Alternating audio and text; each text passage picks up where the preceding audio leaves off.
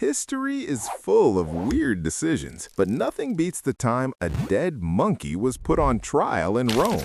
This was the Cadaver Synod of 897, a real court case where the defendant was already super dead. Meet Pope Stephen VII. He was very angry at the previous pope, Formosus. At this time, Rome was a total circus. Different monkey families were literally fighting over the big banana, the papacy.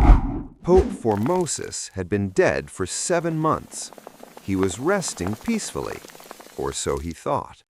Stephen ordered his guards to dig him up. Yes, they literally went to the graveyard with shovels. They cleaned the skeleton, dressed it in fancy robes, and dragged it to the throne. The trial was ready. A room full of living monkeys, and one very dead, very smelly defendant. Since the dead guy couldn't exactly talk, they hired a terrified young monk to hide behind the chair and speak for him. Stephen started screaming at the corpse. "Why did you steal the throne? You had no right!" The charges were mostly boring church rules, but the real reason? Pure revenge. The trial dragged on for days. The poor monk had to answer every insane question. Unsurprisingly, the dead pope didn't have much to say in his defense. Legend says an earthquake hit during the trial. Even the earth was like, what the heck is happening here? Finally, the verdict: guilty on every single charge. The punishment was brutal. First, they stripped all his fancy pope clothes. Then they cut off the 3 fingers he used to give blessings. Yes, they mutilated a skeleton. They threw the fingers away like garbage, the ultimate disrespect. Next, they paraded the skeleton through the streets. An angry mob followed, yelling at a corpse.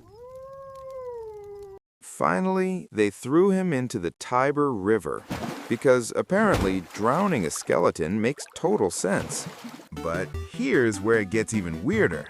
The skeleton wasn't done yet. A few months later, a monk found the body floating downstream and fished it out. They gave him a proper burial this time. You know, like you're supposed to do with dead people. Meanwhile, Pope Stephen's luck ran out fast.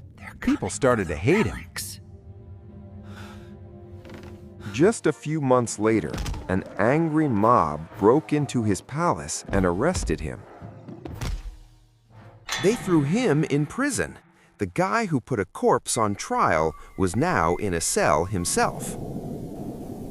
He died in that prison. Some say he was strangled. Karma works fast sometimes. Later popes reversed the whole thing. They said Formosus was actually innocent all along. They even reburied him with full honors. 3rd time's the charm, I guess. Today, you can still visit the church where this madness happened. It's a real tourist spot. So why did this happen? Well, medieval church politics were absolutely insane. Popes were basically chosen by whoever had the biggest army or the richest family. Backstabbing, bribery, and murder were just part of the job description. But out of all that chaos, the Cadaver Synod stands out as the absolute craziest moment. It's a story so ridiculous that historians still can't believe it actually happened. It's taught in history classes as an example of how power can make people do absolutely bonkers things. History is full of weird stories, but putting a dead guy on trial? That's next level. So there you have it, the Cadaver Synod, the trial nobody asked for, but history gave us anyway. If you enjoyed this bizarre journey through monkey history, smash that subscribe button for more insane stories. Hit that like button, ring the bell, and share this with someone who needs to know about corpse trials. See you next time.